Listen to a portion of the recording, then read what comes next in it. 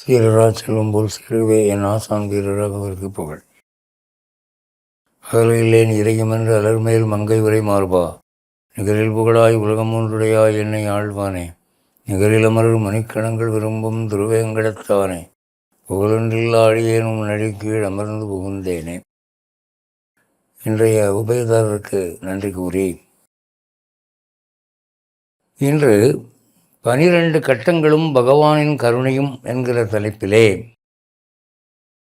சில ஜோதிட கருத்துக்களை முன்வைக்க இருக்கிறேன். எல்லாருக்கும் ஜாதகம்னு சொன்ன உடனே அந்த 12 கட்டம் போட்ட சதுரம் தான் ஞாபகம் வரும். அது என்ன என்றால், நம்முடைய முன்னோர்கள் எதையுமே சிஸ்டமேட்டிக்காக செய்வாங்க. சும்மா கசமுசா வேலை அவங்களுக்கு பிடிக்காது. மனிதனுடைய வாழ்வை 12 தலைப்புகளில் பிரித்தார்கள். உங்களுக்கு எதிர்காலத்தை சொல்லும்போது, கேள்வி கேட்க வந்திருக்கிறவனுக்கு 1000 கேள்விகள் இருக்கும். மனைவி விஷயம் என்ன, மகன் விஷயம் என்ன, தொழில் விஷயம் என்ன, லாபமா நஷ்டமா, புகழா சிறைவாசமா, சாவு எப்போ, 1000 கேள்விகள் கேட்பார்கள். அதை ரெகுலரைஸ் பண்ணி மனிதனுடைய வாழ்க்கை மொத்தம் ஒரு 12 தலைப்புகளில் அடங்கும் என்று அந்த ஜாதக கட்டம், ராசி கட்டம் பார்த்திங்கன்னா 12 கட்டம் இருக்கும். லக்னம் என்று எழுதப்பட்டது முதல் கட்டம். அந்த குறிப்பிட்ட ராசி உதயமாகிற போது அந்த குழந்தை பிறந்திருக்கு. அதுதான் நம்பர் 1 லக்னம். இந்த 12 கட்டங்களும் மனிதனுடைய வாழ்வின் 12 அம்சங்களை விவரிக்கின்றன. முதல் கட்டம் என்று சொல்லப்பட்ட லக்னம், அது எதற்காக எழுதப்பட்டிருக்கிறது, அது எதை எதை குறிக்கும் என்றால், அந்த முதல் பாவா, முதல் லக்னம், அந்த கட்டமானது பல விஷயங்களை குறிக்கும். அதில் முக்கியமானது அந்த ஜாதகத்தினுடைய முழு பலம் என்ன என்பதை குறிக்கும். அந்த ஜாதகத்தினுடைய பலமே அந்த லக்னத்தில் தான் இருக்குது. அதுதான் அச்சாணி. அப்புறம் உடலை குறிக்கும், ஆரோக்கியத்தை குறிக்கும், பர்சனாலிட்டியை குறிக்கும், வாழ்வின் தொடக்க திசையை குறிக்கும். ஏறக்குறைய முழு வாழ்வினுடைய ஒரு படம் நமக்கு அதில் கிடைக்கும். லக்னத்தை பார்த்தோம்னா தெரியும், லக்னம் சுத்தமாக இருக்கணும். லக்னத்தில் பாவகிரகங்கள் இருக்குமானால் ரொம்பவும் உயர்வு தாழ்வுகள் இருக்கும், வாழ்க்கையில் உடல் வியாதிகள் இருக்கும். அதனால் அந்த லக்னத்துக்கு அதிபதி, ஒவ்வொரு ராசிக்கும் ஒரு அதிபதி இருக்கிறான் நவகிரகங்களில். அந்த அதிபதி 6, 8, 12 என்ற நஷ்டஸ்தானங்களோடு சம்மந்தப்பட்டுட்டால் அது ரொம்ப கஷ்டம். அதனால் லக்னத்தில் நிறைய பாவகிரகங்கள் போய் உட்காந்துருதுன்னு வச்சுக்கோங்க. லக்னத்தில் உங்களுக்கு ராகு, கேது, செவ்வாய், சனி, இந்த மாதிரி ஒரு தீய விளைவுகள் தரக்கூடிய கிரகங்கள் போய் நிறைய உட்காந்துட்டுதுன்னா வாழ்க்கை ரொம்பவும் கஷ்டமாக இருக்கும். அதனால் லக்னத்தை பார்க்கும்போது லக்னம் சுத்தமாக இருக்கா, அதுதான் முதல்ல ஜோதிடர்கள் பார்ப்பார்கள். லக்னத்துக்குன்னு ஒரு குணம் இருக்குது.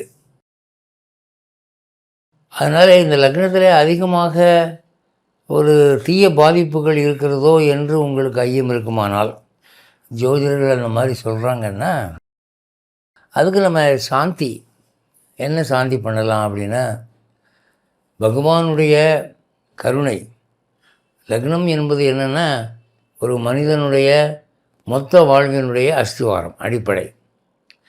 இதுக்கு ஒரு அமைதி, இதுக்கு ஒரு க்ஷேமம் வேணுமானால், பகவான் சிருஷ்டி காலத்திலே பிரம்மாவை படைக்கிறதுக்கு முன்னாலே நாபிக்கமலத்திலிருந்து தாமரை உற்பத்தி செய்து அதில் பிரம்மாவை படைத்து பிரம்மா மூலமாக அனைத்தையும் படைக்கிறார்.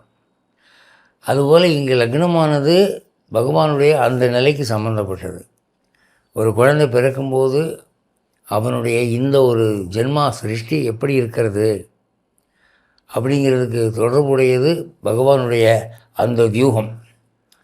அதனால் அந்த நிலைமையை வர்ணிக்கக்கூடிய ஒரு ஸ்லோகம் உங்கள் எல்லாருக்கும் தெரிஞ்சது தான். ஒரு பிரசித்தமான ஸ்லோகம். விஷ்ணு சகஸ்ரநாமம் படிக்கிறவங்க முதல்ல அதை சொல்லுவாங்க. சாந்தாகாரம் புஜகசயனம் பத்மநாபம் சுரேஷம் விஸ்வாதாரம் ககனசதிருஷம் மேகவர்ணம் சுபாங்கம் லக்ஷ்மீகாந்தம் கமலநயனம் யோகிகிர் தியானகம்யம் வந்தே விஷ்ணும் பவபயகரம் சர்வலோகைகநாதம். இதை சொல்லிக்கலாம். லக்ன சாந்திக்கு இதை சொல்லிக்கலாம். சாந்தாக்காரம் என்றால் அமைதியே வடிவானவன். இப்போ நாமெல்லாம் யாருக்குமே அமைதி இல்லை. கவலைகள், கஷ்டங்கள், வியாதிகள், துன்பங்கள் முகத்தில் வந்து ஒரு கவலைக்குறி தான் இருக்குது. ஆனால் அவன் கவலைகளுக்கு அதீதமானவன், அவனையும் தாண்டியவன். சாந்தாக்காரம் அமைதியே வடிவானவன். புஜகசேகரம், புஜகம்னா ஆதிசேஷன், பாம்பு. எல்லா மனிதருக்கும் குண்டலினி வடிவிலே அங்கே ஆன்மசக்தி ஒடுங்கி இருக்கிறது. அனைத்து குண்டலிகளையும் கண்ட்ரோல் பண்ணுறவன் அவன்தாங்கிறத காட்டுறதுக்காக அவன் ஆதிசேஷனில் படுத்திருக்கான். பத்மநாபம், நாவியிலே பத்மம் இருக்கிறது. சுரேஷம், நித்தியர்களுக்கும் 33 கோடி தேவர்களுக்கும் அவன் அதிபதி. விஸ்வாதாரம், எப்படி லக்னமானது ஜாதகத்துக்கு ஆதாரமோ அதுபோல் அனைத்து உலகங்களுக்கும் ஆதாரம். ககன சதிருஷம் மேகவர்ணம், ஆகாயத்தைப் போல அந்த நீல நிறம் உடையவன். சுபாங்கம், அவலட்சணங்கள் என்று ஒன்றுமே அவங்ககிட்ட சொல்ல முடியாது. லக்ஷ்மிகாந்தம், ஆசைப்படக்கூடிய விஷயங்களையெல்லாம் வாரி வழங்கக்கூடிய திருமகளுக்கு அவன் நாயகன். கமல நயனம், குளிர்ச்சியான கண்களுடையவன். ரொம்ப ரௌத்ராகாரமான கண்கள் இல்லை. யோகிகள் தியான கம்யம், யோகிகளுடைய மனத்திலே தியானிக்கிற போது இவன் போய் காட்சி தருகிறவன். திருமழிசை ஆழ்வார் எப்படி உலகத்தில் இருக்கிற எல்லாருக்கும் தன்னுடைய உள்ளத்தில் இருக்கிற பெருமாள் தெரிய வேண்டும் என்று காட்சிப்படுத்தினாரோ அதுபோல யோகிகளுடைய உள்ளத்தில் இருக்கிறவன். வந்தே விஷ்ணு, எங்கும் பரவிய அந்த பெருமாளை நான் வணங்குகிறேன். பவ பயகரம், இந்த வாழ்க்கையில் நமக்கு 1008 பயங்கள் இருக்குது. ஒரு பயம் பிறவி என்ற பயம், மறுபடியும் பிறக்கணுமேங்கிற பயம். பிறவியிலே சிக்கி கொண்டவன் எல்லாருக்குமே அச்சங்கள் உண்டு. இந்த பிறவியிலும் அச்சம் உண்டு. அந்த பயத்தையெல்லாம் போக்கக்கூடியவன். சர்வலோகைக நாதம், அவனால் முடியுமான சகல உலகங்களுக்கும் அவன் அதிபதி. இந்த ஸ்லோகத்தை லக்னதோஷம் உள்ளவர்கள் ஜபித்து கொள்ளலாம், அது சாந்தியாகும். அடுத்தாப்புல 2வது கட்டம், 2ஆம் இடம். அது எதை குறிக்கும்? நிறைய விஷயங்களை குறிக்கும். குறிப்பாக அது குடும்பத்தை குறிக்கும், பேச்சு ஆற்றலை குறிக்கும், கண்களின் பார்வை கூர்மையை குறிக்கும், செல்வ சேகரத்தை குறிக்கும். இதெல்லாம் 2ஆம் இடத்துக்கு முக்கியமாக சொல்லுவது. இன்னும் நிறைய விஷயங்கள் இருக்குது. இதில் பேச்சாற்றல் வேணும்னா 2ஆம் இடத்துல வியாழனுடைய சம்பந்தம் இருக்கணும், அல்லது 2ஆம் இடம் சுத்தமாக இருக்கணும். 2 கூடியவன் நல்ல சுபகிரகங்களோடு போய் சேரணும். இந்த திக்குவாய் வருது அல்லது ஊமை ஆகிடணும் அப்படின்னு சொன்னால் இந்த 2ஆம் இடம் உச்சமாக இருக்கும். அடுத்தாப்பில் கண் பார்வை இந்த 2ஆம் இடத்தோடு சம்மந்தப்பட்டது. அதனால் இதுக்கு ஏதாவது நம்ம சாந்தி பண்ணணும் அப்படின்னு ஜோதிடர்கள் சொல்லியிருந்தாங்கன்னா, முக்கியமாக இது பார்வை சம்மந்தப்பட்டது. பகவானுக்கு கிருஷ்ணாவதாரத்திலே கண்ணன் என்று பெயர். அது கிருஷ்ணகா என்ற வடசொல்லுடைய தமிழ் வடிவம் என்று ஒரு கருத்து இருக்குது. ஆனால் அவன் அனைவருக்கும் கண்ணாக இருப்பவன். வடமொழியிலே சக்ஷுகு அப்படின்னு ஒரு பேர் உண்டு அவனுக்கு. அப்போ கண்ணன், அவன் கண்ணாக இருக்கிறவன் கண்ணன் என்று ஒரு பேர் உண்டு. அப்போது கண்ணனாக இருந்து அனைவரும் பார்த்து வியக்கும் வண்ணம் ஒரு சாந்தமான ஒரு நல்ல வாழ்வு வாழ்வதற்கு நமக்கு அருள் செய்கிற கண்கள் உடையவனாய் அவன் இருக்க வேண்டும் என்று நம்மாழ்வார் அருளை செய்த திருவாய்மொழியிலே 10ஆம் பத்திலே 5ஆம் பதிகத்திலே முதல் பாசுரம். அது கண்ணன் கடலினை நண்ணும் மனமுடையீர் எண்ணும் திருநாமம் திண்ணம் நாரணமே என்ற பாசுரத்தை சொல்லிக்கொள்ளலாம். இதிலே கண்ணன் என்ற திருநாமம் முக்கியம். இந்த பாசுரத்துடைய விசேஷம் என்னென்னா, மதுரகவி ஆழ்வார் நம்மாழ்வாருடைய திருமேனியை விக்கிரகமாக்கி அவர் மதுரைக்கு கொண்டு போய், இதோ வந்துவிட்டார் நம்மாழ்வார், மாறன் வந்தார், மாறன் என்ற பெயரிலே தமிழ் வேதம் செய்யும் அந்த வள்ளல் வந்தார் என்று சொல்லுகிற போது அங்கே சங்கப்புலவர்கள் அதை மறுத்தார்கள், போட்டிக்கு வந்தார்கள். அப்போ இவருடைய பெருமையை நிலைநாட்டுவதற்கு அவர் சங்கப்பலகையிலே இந்த பாசுரத்தை எழுதி வச்சார். கண்ணன் கடலினை நண்ணும் மனமுடையீர் எண்ணும் திருநாமம் திண்ணம் நாரணமே என்ற அந்த பாசுரத்தை எழுதி வைத்தார். அப்படி வச்சபோது என்னாச்சு அப்படின்னா, அந்த பாசுரம் நின்றது, அவர்கள் எழுதி வச்ச பாட்டெல்லாம் கீழே விழுந்துருச்சு. அப்படி ஒரு சிறப்புடையது. வைணவர்கள் இதை ரகசிய பாசுரம் என்று சொல்லுவார்கள். துவைத்தோடு சம்பந்தப்பட்டது. அதெல்லாம் விசேஷார்த்தங்கள் சொல்லக்கூடிய ஆச்சாரியர்கள் சொல்லுவார்கள். இது 2 வரி பாசுரம் தான், சுருக்கமானது. இதை நீங்கள் சொன்னீங்கன்னா பகவானுடைய விசேஷமான அருள் நமக்கு கிடைக்கும். அடுத்தது 3ஆம் இடம். இந்த 3வது கட்டமானது நிறைய விஷயங்களை குறிக்கும். குறிப்பாக சகோதர சகோதரிகளை குறிக்கும். அடுத்து மன தைரியத்தை குறிக்கும்.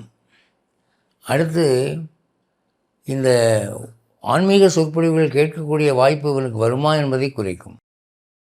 அவன் எந்த விதமான சாப்பாட்டை விரும்புவான் என்பதையும் குறிக்கும். இதில் ரொம்ப முக்கியமாக சொல்லக்கூடியது சகோதர சகோதரிகளையும் மனிதனுடைய தைரியத்தையும் அது குறிக்கும். இந்த 3ஆம் இடத்துல ராகுவோ கேதுவோ அமர்ந்துட்டான்னா அவன் சிங்கம் மாதிரி தைரியசாலியாக இருப்பான் என்று சாஸ்திரம் சொல்லுது. விவேகானந்தருக்கு 3ஆம் இடத்துல கேது இருந்தது. அதனால தான் உலகளாவிய ரீதியிலே அவர் தன்னுடைய ஊக்கத்தை பறைசாற்றினார். இதுக்கு ஏதாவது தோஷம் இருக்கிறதாக நாம் அறிந்தால் 3 நாமாக்கள், ஒன்று வீரகா, இன்னொன்று தைரியகா, இன்னொன்று பீமரவகா. வீரன், ஊக்கமுள்ளவன். பீமரவகான்னா அந்த குரலிலேயே எதிரிகளை நடுங்க செய்யக்கூடியவன் அர்த்தம். இதில் ஏதாவது ஒன்று சொல்லிக்கலாம். எவ்வளோ அதிகமாக சொல்கிறீங்களோ அவ்வளவுக்கு உங்களுக்கு எஃபெக்ட் உண்டு. 3ஆம் இடம் இது சம்பந்தப்பட்டது என்பதை நாம் தெரிந்து கொள்ளலாம். அடுத்து 4ஆம் இடம், 4வது பாவம், 4வது கட்டம். இது நிறைய சம்பந்தமான விஷயங்கள் உண்டு. மன அமைதிக்கும் மகிழ்ச்சிக்கும் 4ஆம் இடம். ஒருத்தனுடைய 4ஆம் இடம் எப்படி இருக்குதுங்கிறத பொறுத்து தான் அவன் சாதாரணமாக அமைதியாக இருப்பானா, இல்லை ஆர்ப்பாட்டமான மனம் உள்ளவனாக இருப்பானா, அவன் மன மகிழ்ச்சியாக இருக்குமா, அவன் மகிழ்ச்சிக்கு பங்கம் வருமா என்பதை சொல்லலாம். அடுத்து தாயை குறிக்கும். இது பங்கமாக இருந்தால், இது உச்சமாக இருந்தால் தாய் சின்ன வயசுலேயே இறந்து போயிடுவாள். அப்படி இல்லைன்னா தாய் தீர்காயுசாக இருப்பாள். அடுத்து குடும்ப வாழ்க்கை, வீட்டில் நிம்மதி இருக்குமா, மனைவி மக்கள் நமக்கு சொன்ன பேச்சு கேட்பாங்களா, அமைதியான வாழ்வு உண்டாங்கிறத 4ஆம் இடத்தை வச்சு தான் சொல்ல முடியும். அடுத்து சொந்த வீடு, இவனுக்கு சொந்த வீடு அமையுமா அமையாதா, இவன் குடியிருக்கிற வீட்டில் இவனுக்கு நிம்மதி இருக்குமா, அக்கம் பக்கத்தால் தொல்லை கொடுப்பாங்களா, இதெல்லாம் இந்த 4ஆம் இடத்தை வச்சு தெரிஞ்சுக்கலாம். சாதாரணமாக துய்ப்பு, உலக வாழ்வை அனுபவிப்பது என்பது இந்த 4லே தெரிந்து கொள்ளலாம். இந்த 4ஆம் இடம் உயர்கல்விக்கு உரியது. இப்போ எல்லாருக்குமே உயர்கல்வி கிடைக்கிறது இல்லை. சிலருக்கு டபுள் டிகிரி, 3 டிகிரி, 4 டிகிரிலாம் முடிக்கிறாங்க. சில பேர் பேருக்கு பின்னால் பார்த்தீங்கன்னா 8 டிகிரி 10 டிகிரி போட்டிருப்பாங்க. அதெல்லாம் யாருக்கு வருதுன்னா 4ஆம் இடம் ஸ்ட்ராங்காக இருந்தால் வரும். இப்போ 4ல் வியாழன் இருக்குன்னு வச்சுக்கோங்க, அவனுக்கு உணவு பஞ்சமே இருக்காது. அவன் நிறைய படிப்பான், படிப்பாளியாக இருப்பான். அந்த 4ஆம் இடத்தை தான் அறிவுள்ள ஜோதிடர்கள் முதல்ல பார்ப்பாங்க. இவன் ஒரு நிம்மதியானவனா அல்லது ஆர்ப்பாட்டமான ஒரு நிம்மதி இல்லாத மனமுடையவனா என்பதை அதில் தெரிஞ்சு கொள்ளலாம். இந்த 4ஆம் இடம் சாந்தியாவதற்கு நமக்கு ஹயக்ரீவருடைய அருள் வேணும். அவர் தான் கல்வியும் அமைதியும் கொடுக்கிறவர், மகிழ்ச்சி கொடுக்கிறவர் அவர் தான். பிரபலமாக இருக்க அவருடைய ஸ்லோகம் ஒன்று எல்லாருக்கும் தெரியும். நீங்கள் இப்போ கோயில் அர்ச்சகரை கேட்டாலே சொல்லுவாங்க, ஞானானந்தமயம் தேவம் நிர்மல ஸ்பட்டிகாகிருதிம் ஆதாரம் சர்வ வித்யானாம் ஹயக்ரீவம் உபாஸ்மகே. ஞானமயமாக ஆனந்தமயமாக இருக்கிறவர், அறிவுக்கும் உயர்கல்விக்கும் இவர் உரியவருங்கிறது அது முதல் நாமாவிலே வருது. ஞான ஆனந்தமயம் தேவம், தேவர்களுக்கெல்லாம் அதிபதி. நிர்மல ஸ்பட்டிகாகிருதம், களங்கமில்லாத ஸ்படிகமான ஒரு வடிவு. ஸ்படிகம் எப்படி தூய்மையாக கலர்லெஸ்ஸாக இருக்கோ அந்த மாதிரி ஒரு பரிசுத்தமான ஒரு தூய வெண்ணிறமான ஒரு வடிவுடையவர். ஆதாரம் சர்வ வித்யானம், சகல கலைகளுக்கும் அவன் தான் இருப்பிடம்.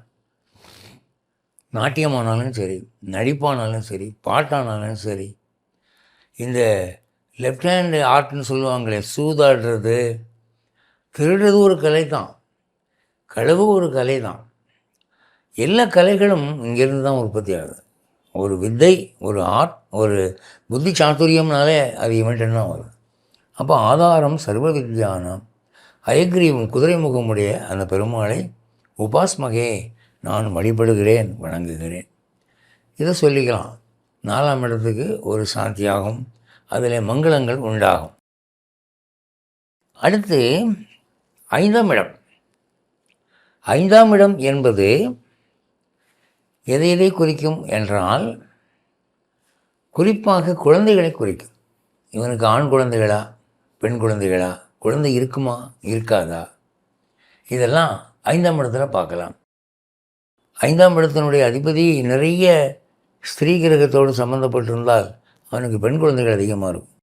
5ஆம் இடத்துக்கு அதிபதி ஆண் கிரகமாக இருந்து புருஷ கிரகத்தோடு சம்மந்தப்பட்டிருந்தால் ஆண் குழந்தைகள் இருக்கும். இன்னொரு விஷயம், இந்த புதையல் லாட்ரின்னு சொல்கிறாங்கல்ல, அது யாருக்கு கிடைக்கும்னா 5ஆம் இடம் யாருக்கு ஸ்ட்ராங்காக இருக்கோ அவங்களுக்கு தான் கிடைக்கும்.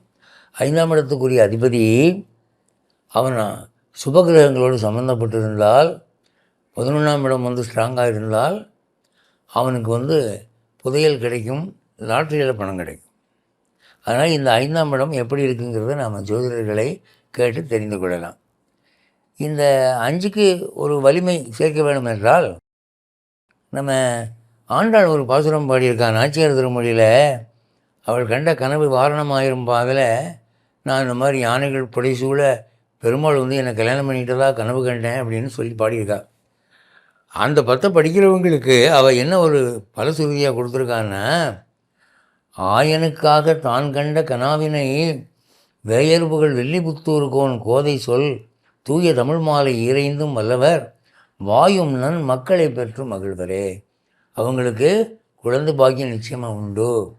நன்மக்கள்கள் குழந்தை பிறந்தால் பத்தாது, நல்ல பிள்ளைகளாக இருக்கணும். உடம்பில் எந்த விதமான ஊனம் இல்லாதவர்களாய், குணத்திலே ஊனம் இல்லாதவர்களாய், அறிவில் சிறந்தவர்களாய், அதிர்ஷ்டத்திலே ஊனம் இல்லாதவர்களாய், இந்த பிள்ளையை பெற நான் என்ன பாக்கியம் பண்ணினேனோ என்று நினைக்கும்படியாக இருக்கணும். அப்படிப்பட்ட மக்கள் தான் நன்மக்கள்ங்கிறார். அப்போது இந்த ஆண்டவருடைய பாசுரத்தை சொல்லிட்டீங்கன்னா, இந்த ஸ்லோகம் மட்டும், இந்த பாசுரம் மட்டும் சொன்னாலும் சரி, அந்த 10 சொன்னாலும் சரி, 6, 11 நாச்சியார் திருமொழியில் 6வது 10ல் 11வது பாசுரம் இது. இது உங்களுக்கு 5ஆம் இடத்தை வலுப்படுத்தும். அப்புறம் 6, இந்த 6வது இடம் என்பது 6வது கட்டம் இருக்க, இது எதை குறிக்கும்னா எதிரிகள், நோய்கள், கவலைகள், கடன் தொல்லைகள், உறவினருடைய இம்சைகள், இதெல்லாம் குறிக்கும். அதாவது 6, 8, 12 என்ற 3 இடங்கள் மனிதனுக்கு நெகட்டிவ் ஆஸ்பெக்ட், அதாவது தீய விஷயங்களை குறிக்கக்கூடியது. வியாதிகள், ஒருத்தனுக்கு வியாதி அடிக்கடி வருமா, வராதா, வியாதி இல்லாமல் இருப்பானா, வியாதி வந்தால் குணமாகுமா, குணம் ஆகாதா, எவ்வளோ காலம் இருக்கும், இதெல்லாம் தெரிஞ்சுக்கணும்னா 6ஆம் இடம்தான். இந்த 6ஆம் இடம் என்பது எப்படி இருக்கணும் அப்படின்னா, அந்த 6ல் போய் நல்ல கிரகங்கள் மாட்டிக்கக்கூடாது. வியாழன் போய் 6ல் உக்காந்துடுறான், லக்னாதிபதி போய் 6ல் உக்காந்துடுறான்னா அவனுக்கு சதா மெடிக்கல் எக்ஸ்பென்ஸ் தான். அப்படி இல்லாமல் இருக்கணும். ஆனால் பெரும்பாலும் இந்த காலத்தில் பிறக்கிற எல்லா பிள்ளைகளுக்குமே 6ஆம் இடம் உச்சமாக தான் இருக்குது. அவங்களுக்கு நோய் தான் இருக்குது. நோய் இல்லாத வீடு எங்கே இருக்குது சொல்லுங்கள்? மாத்திரை மருந்து சாப்பிடாதது யார்? எல்லோரும் மாத்திரை மருந்து சாப்பிட்றாங்க, எல்லோரும் ஆஸ்பத்திரிக்கு போகிறாங்க. ஒரு காலத்தில் 8 கிராமத்துக்கு ஒரு வைத்தியர் இருப்பார், அவரும் சும்மா இருப்பார். இப்போ என்னடானா வீதிக்கு ஒரு டாக்டர், வீதிக்கு 2 மெடிக்கல் ஷாப்பு. வாங்குகிற சம்பளத்தில் பாதி மருத்துவ செலவுக்கே போகுது. அதனால் இந்த 6ஆம் இடமானது நமக்கு சாதகமாக அமையணும்னா இதுக்கு ஒரு பாசுரம் இருக்குங்க. பெரியாழ்வார் பாடின 5வது பெரியாழ்வார் திருமொழியை 5ஆம் பத்தில் 2வது பதிகத்தில் முதல் பாசுரம். அவர் என்ன சொல்கிறார்? நோய்களை பார்த்து பேசுகிறார். நோய்களே, நீங்கள் என்னை பற்றி கொண்டு இம்சிக்கிறீங்க, அதெல்லாம் பழைய கதை. இப்போ பெருமாள்கிட்ட கேட்டுட்டேன், பெருமாள் இங்கே உட்காந்துட்டார், இது பெருமாள் இருக்கிற ஊர், இனிமேல் உங்களுக்கு இங்கே வேலையில் ஓடுங்க அப்படின்னு ஒரு பாசுரம் பாடியிருக்கார். நெய்க்குடத்தை பற்றியேறும் எறும்புகள் போல். ஒரு குடம் நிறையா நெய் இருக்குது, சரியாக மூடலைன்னா எறும்புகள்லாம் எங்கேருந்தோ வந்து கிடுகிடுன்னு முக்கிய ஆரம்பிச்சிருது இல்லையா? அதுபோல் நிறந்து எங்கும் கை கொண்டு நிற்கின்ற நோய்கள். என் உடம்புல நோய் இல்லாத இடமே இல்லை என்கிற மாதிரி. கண்ணு சரியாக தெரியலை, காது சரியாக கேட்கல, பல்லு ஆடுது, வலிக்குது, நாக்கில் புண்ணு, கழுத்தில் வந்து கட்டி, முதுகுலையும் கட்டி, ஒழுங்காக படுக்க முடியல, கால் நொண்டி நடக்கிறேன், உள்ளே பிபி இருக்குது, சுகர் இருக்குது. அப்படி நெய் குடத்தில் ஏற எறும்புகள் மாதிரி ஏகப்பட்ட வியாதி எனக்கு வந்துருச்சு. அப்படிப்பட்ட நோய்களே காலம்பெற உய்ய போமின் வாங்காமல் ஓடி போங்க. ஏன்னா இங்கே மெய் கொண்டு வந்து புகுந்து வேத பிரானார் கிடந்தார். என் உடம்பில் மெய்யில் பெருமாள் வேதத்துக்கு அதிபதியான ஸ்ரீமன் நாராயணன் வந்து படுத்துட்டான். பை கொண்ட பாம்பனையோடும் பாம்பு படுக்கையில் வந்து படுத்துட்டான். இப்போதைக்கு நான் போகிறாப்பில் இல்லை என்று நிரந்தரமாக படுக்கிறதுக்கு வந்துட்டான். பண்டன்று பழைய கதை இனிமேல் செல்லாது, பட்டினங்காப்பே இந்த பட்டினத்தை அவன் காவல் காத்து கொண்டு இருக்கிறான், நோய்களுக்கு இனி வேலை இல்லை என்று ஒரு பாசுரம் பாடியிருக்கார். இந்த 10 பாசுரமும் அப்படி தான். இந்த ஒன்று சொன்னாலும் போதும், முடிந்தால் 10 சொல்லுங்கள். பெரியாழ்வார் திருமொழியில் 5ஆம் பத்தில் 2வது அதிகாரத்தில் 1ஆம் பாசுரம்.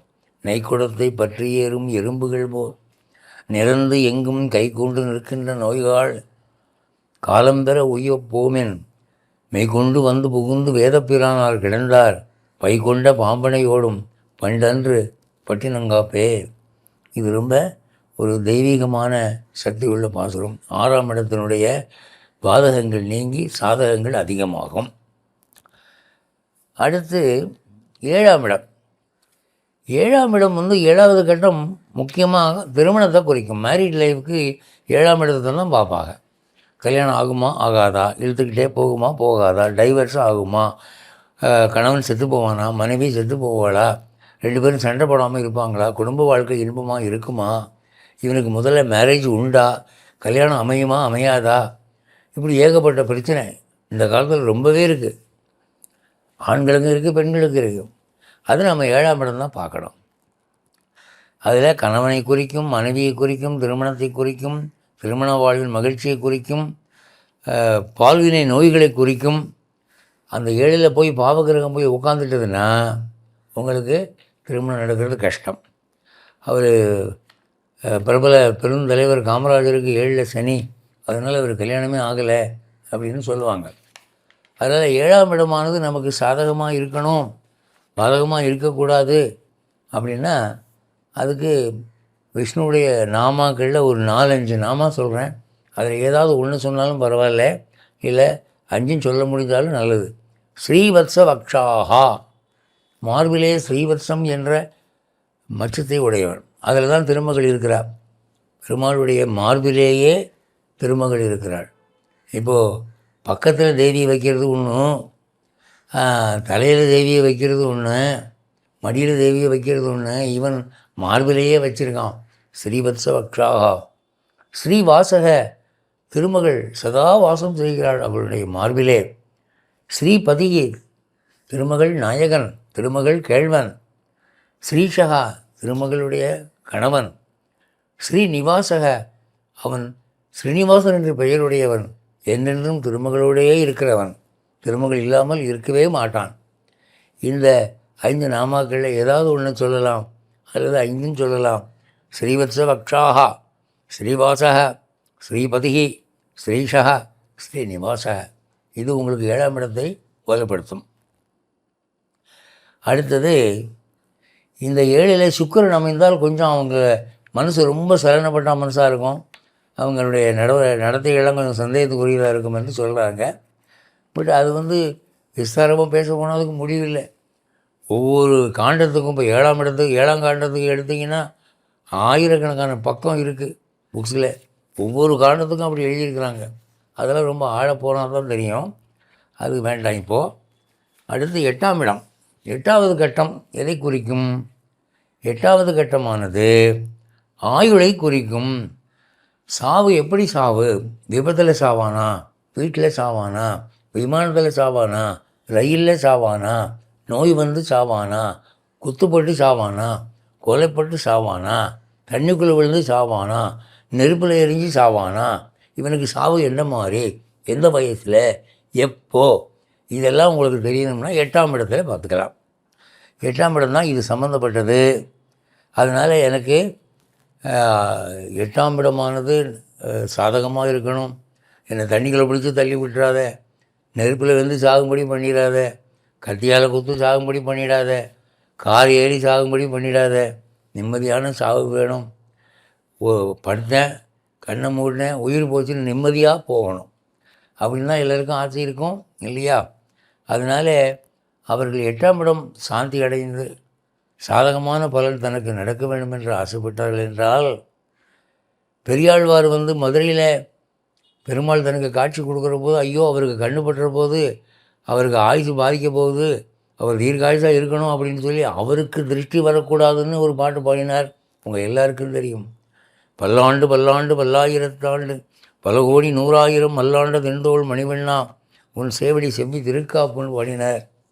அந்த பல்லாண்டு என்பது நமக்கு ஆயுளை விருத்தி செய்யக்கூடிய ஒரு பாத்திரம். இன்றைக்கும் கூட நீங்கள் ஃபாரினுக்கு போயிட்டு ஒருத்தன் வரான் அப்படின்னா ஏர்போர்ட்டில் திருஷ்டி கிடைக்கிறதுக்கு இந்த பாத்திரத்தை சொல்லுவாங்க வைஷ்ணவங்க. ஒரு குழந்தைக்கு ஏதாவது தும்மல் வந்தால் இந்த பாத்திரம்னு சொல்லுவாங்க. ஆயுள் தோஷம் வந்தால் இதை தான் சொல்லுவாங்க. இந்த பல்லாண்டு முழுக்க படிக்கலாம், இந்த 2 வரியாவது சொல்லலாம். இதை சொல்லிக்கிட்டோம்னா பெரியாழ்வார் நினச்சிட்டு சொல்லுங்கோ, உங்களுக்கு 8ஆம் இடம் தூய்மையாகும். 8ஆம் இடத்தில் இருக்கிற தோஷங்கள் எல்லாம் போகும். அடுத்தாப்புல 9ஆம் இடம்.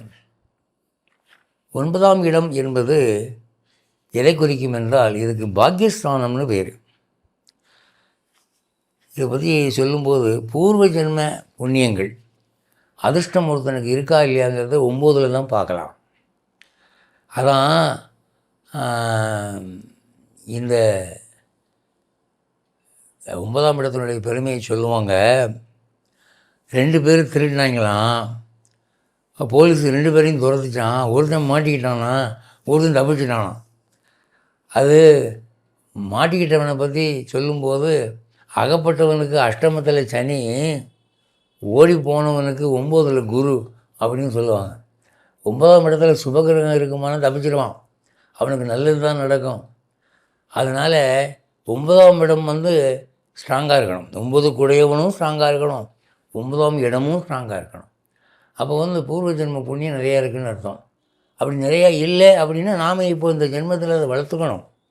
9ஆம் இடம் அதை தான் குறிக்கும். அதனால் அதுக்கு என்ன செய்யலாம் அப்படின்னா, பெருமாளுடைய நாமாக்கள் பல இருக்குது. அதில் ஒரு 2-3 நாமம் சொல்கிறேன். ஒரு நாமம் வந்து புண்ணியகா, அவன்தான் புண்ணியம். நாம் வந்து தானம் பண்ணி புண்ணியம் சம்பாதிக்கிறது வேறு. அவனை கண்ணால் பார்த்தாலே புண்ணியம், அவன் கோயிலுக்கு போனாலே புண்ணியம், அவனால் பார்க்கப்பட்டாலே புண்ணியம், அவனுக்கு அர்ச்சனை பண்ணால் புண்ணியம். அதனால் அவனுக்கு புண்ணியன் என்றே பெயர், புண்ணியகா.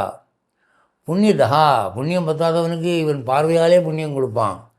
பாக்யதா, அதிர்ஷ்டத்தை கொடுக்குறவன்.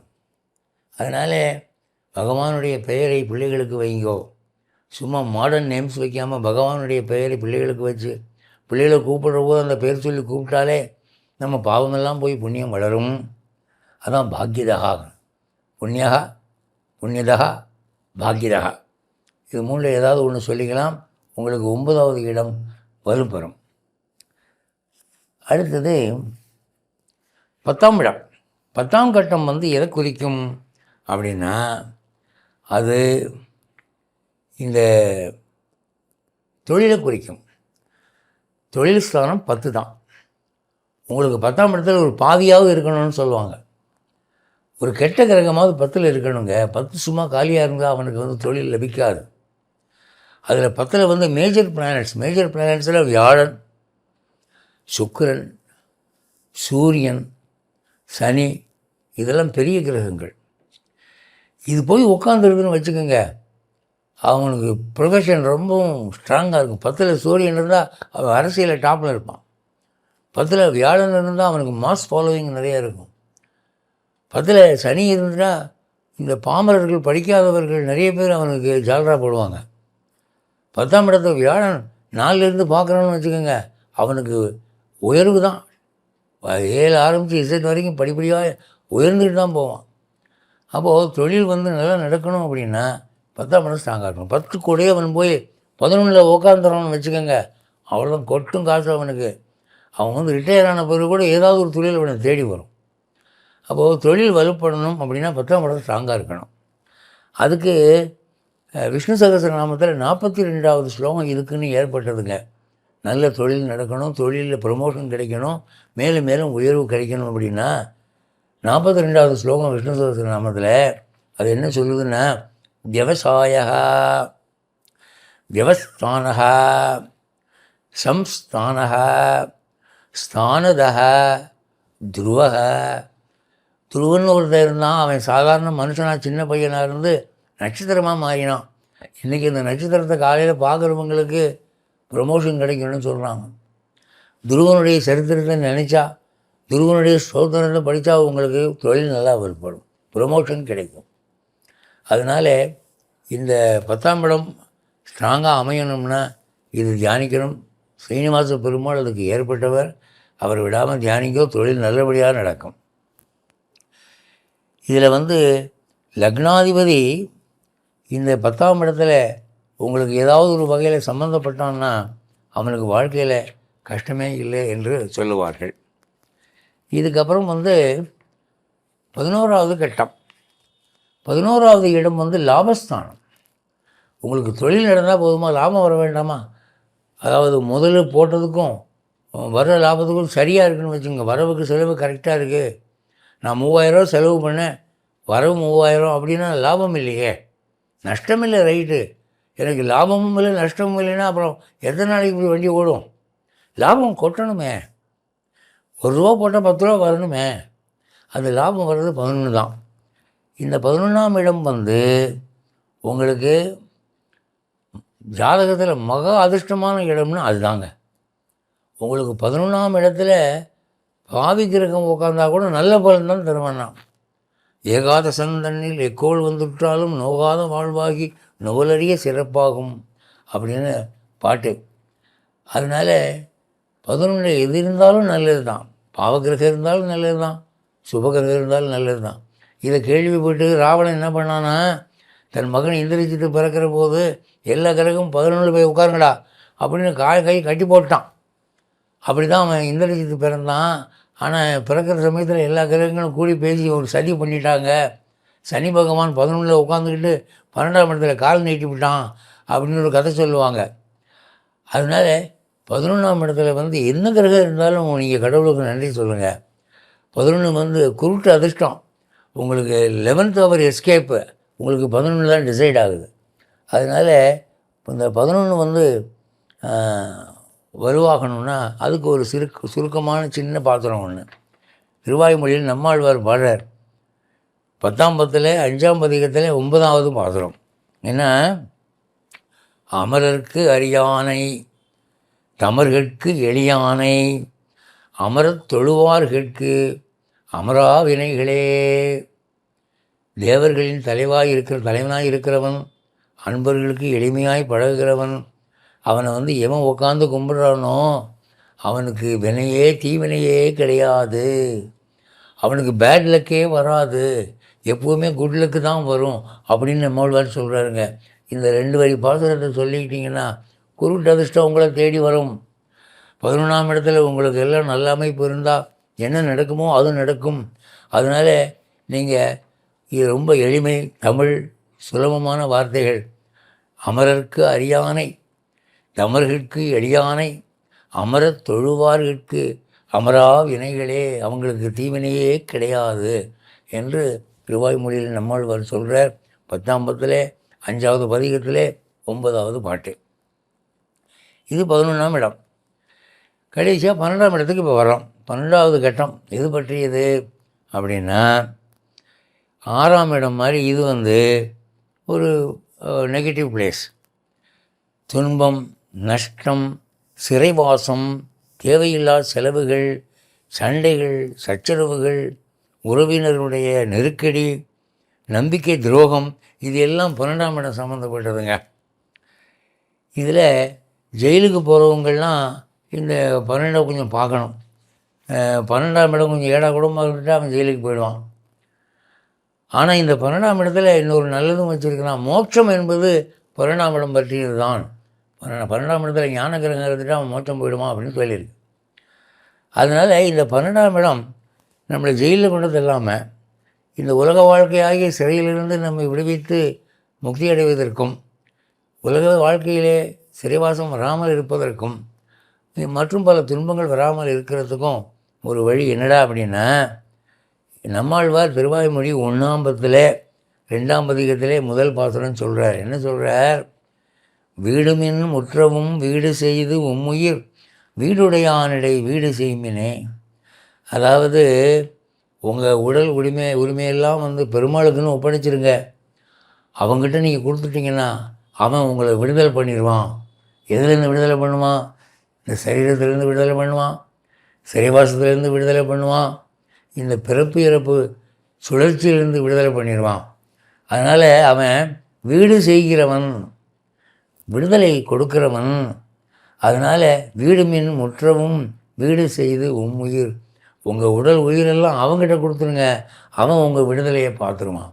2 வரியில் உங்களுக்கு ஜெயிலிருந்து தப்பிக்கலாம், இந்த பிறவியிலிருந்து தப்பிக்கலாம், சகல விதமான கட்டுப்பாட்டிலிருந்தும் தப்பிக்கலாம். இதில் நம்பிக்கை வேணுங்க. நம்பிக்கையாக செஞ்சிங்கன்னா உங்களுக்கு நிச்சயமாக வரும். அவர் எம்கே தியாகராஜ பாகவதரும் என்எஸ் கிருஷ்ணனும் ஜெயிலில் மாட்டிக்கிட்டாங்க கொலைக்கேசில். அப்போ திருவி கல்யாண சுந்தரனார் அவங்க மேலே இறக்கப்பட்டு திருமுருகாற்றுப்படையை கொடுத்து விட்டு இதை படிங்கப்பா நீங்கள் ரிலீஸ் ஆகிடுவீங்கன்னா அவங்க 2 பேரும் படிக்கலை.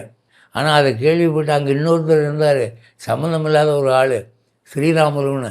அவர் கொண்டாங்க சார் நான் படிக்கிறேன்னு படித்து அவருக்கு ஒரு திறமையான லாயர் கிடச்சி அவர் ரிலீஸ் ஆகிட்டார். இவங்க 2 பேரும் மாட்டிக்கிட்டாங்க. 2 வருஷமோ 4 வருஷமோ பயங்கரமாக ஜெயிலில் துன்பப்பட்டு ஜெயிலை விட்டு வெளியே வரும்போது அதோ கதியாக வெளியே வந்தாங்க. என்னத்துக்கு இது? நம்பிக்கையாக பெரியவங்க சொன்னதை படித்தா என்ன? ஆகவே இந்த மாதிரி பிறவி என்ற சிறையிலிருந்தும் இந்த உலகத்தில் இருக்கக்கூடிய மற்ற சிறைகளிலிருந்தும் தப்பிப்பதற்கு இறையருள் தான் நம்மை காப்பாற்றும் என்று சொல்லி, இந்த 12 கட்டங்களும் எம்பெருமானுடைய திருவருள் உள்ளவர்களுக்கு நன்மையே செய்யும், துன்பம் தராது. இந்த 12 கட்டங்களை பார்த்து பயப்படுவதற்கு எந்த விதமான காரணம் இல்லை என்று கூறி விடைபெறுகிறேன். ஜெய் ஸ்ரீமன் நாராயண்.